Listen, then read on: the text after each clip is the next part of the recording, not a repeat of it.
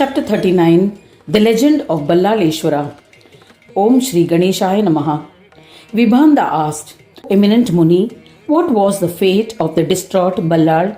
Anjali replied, the abandoned Ballal, who was in bondage and was profusely bleeding in the forest, continued to contemplate on Ganesha. He thought, O Gajanana, why are you known as the destroyer of obstacles? O Vignaharta, in my case, you are behaving in a contrary manner. Why have you assumed the role of a creator of hurdles for your devotees? O Vignaharta, you are trying to interrupt my devotion to test me. Then I have already offered myself at your feet. Even if I were to succumb, I will not give up my devotion. I am an ardent devotee and shall not forsake you. If my devotion is steadfast, then may my father be afflicted with leprosy, suffer blindness, and become hump-backed, dumb and deaf. With your grace, may I be free of all bondages. I prostrate to you. Whatever Ballal had wished for came true. No sooner had he uttered these words, his father became afflicted in the same manner. Thereafter, the Lord, pleased with the devotion of Ballal, was drawn towards his profound devotee and assumed the form of a Brahmin. As the Brahmin looked at Ballal, the bondages became loosened. The wounds on his body healed miraculously. He realized that the Brahmin was none other than Ganesha himself, so he became ecstatic. He stood up, bowed to him, and performed his puja. With hands folded in prayer, he extolled Vignesha.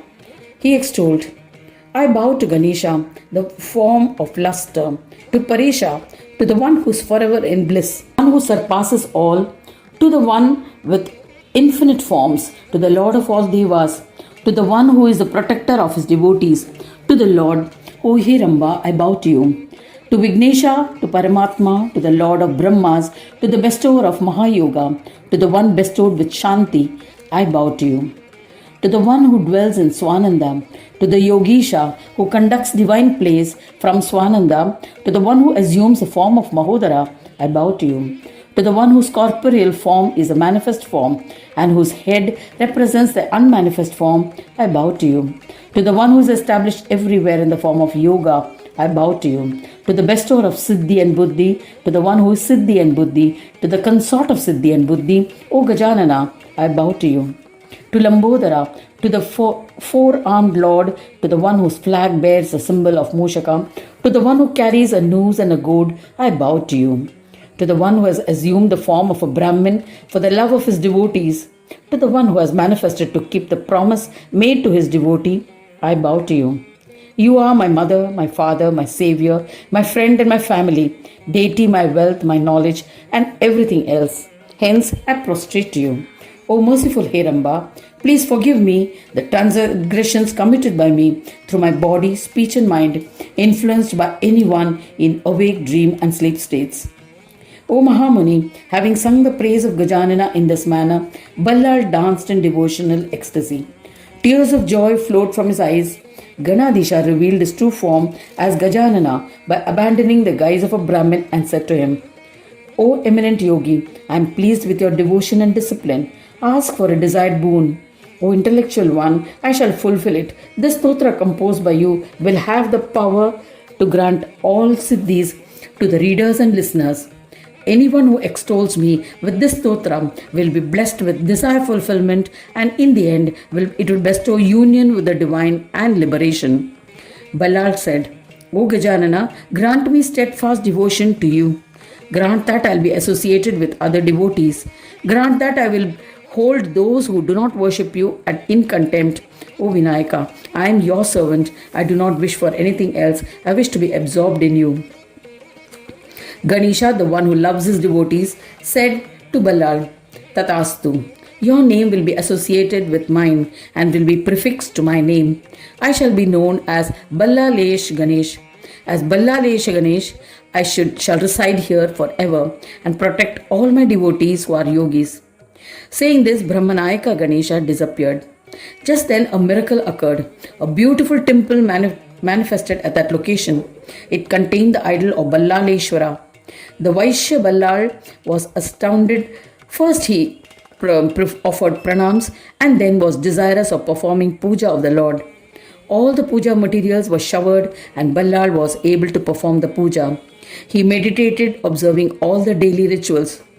He stood up and happily offered pranams to Gananatha. Just then the incredible Ballal was blessed with divine knowledge. The beloved devotee of Ganesha, Ballal was rid of his delusion which had led him to differentiate self from others. Just then his mother, accompanied by the villagers, came searching for him. She saw that he was seated in a temple, free of bondage and without a scar. She became astonished. When she recounted all the events, he said to her, "I do not wish to meet my father ever again, as he holds a grudge for Ganesh. In my several previous births, I have had a number of parents. Of them, whom can I wish redemption for? Please go home. I am not a son of the wicked man anymore. He had destroyed the temple and the deity to disrupt my devotion." Hearing this, his mother was saddened and returned home. Ballal remained there happily rejoicing in the Bhakti of Ganesha. Unexpectedly, a divine airplane arrived. Ballal boarded it and set off for a journey to Ashtavinayaka. Vibhanda said, "As per one's karmas, people perform auspicious and inauspicious deeds. And as a reward for these deeds, they keep repeating their good and bad karmas." Yogi Ballal was no longer able to differentiate between self and others. Then why did he still say that his father was wicked? Jajali replied, "Amongst the best of yogis, the ones devoted to Ganaraja are considered superior. Ballal was the most eminent among those devotees. Only ones who are constantly engaged in singing bhajans of Ganesha are respected by such devotees. Those who do not follow the path are considered as adversaries and forsaken. That is the reason why he condemned his father, as he saw him as a hater of Ganesha and not as a father." Vibhanda said, "In whose family a Ganapatya devotee is born, a crore of descendants will be uplifted. This son of Kalyan, in the end, ascended to Swananda Loka. Then how is it that his parents remained on earth? What fate awaited in them in the end? Listening to the fascinating legend, I am filled with curiosity." Jahajali replied, "When a Ganapati is born in a family, he uplifts the family. But for that, he has to make necessary effort for their upliftment. He needs to convince Gananatha by approaching him to make it happen. In such a case, it can be instantly achieved. There's no doubt about it. In this case, Ganesha recognized the hatred of Ballal and his parents were uplifted in the next birth." I narrated the legend of Ballal, which bestows siddhis to the readers and listeners. Ballal is the most powerful one. His lord is Ganadisha. Hence, he is to be addressed as Ballalesha. You too observe the main vrata, the Chaturmas vrata, with devotion. With the grace of Lord Ballalesha, you will be blessed with absolute Purna Yoga. You should not have any doubts whatsoever. Anyone who reads or listens to this marvelous glory of Ballaleshwara with faith and devotion will attain the supreme divine in the end. Thus ends the 39th chapter titled The Legend of Ballaleshwara in the 8th Khand of the Purana Upanishad, Srimad Mudgal Puran, describing the legends of Dhumravarna. Dedicated to Shri Gajanana. End of chapter 39.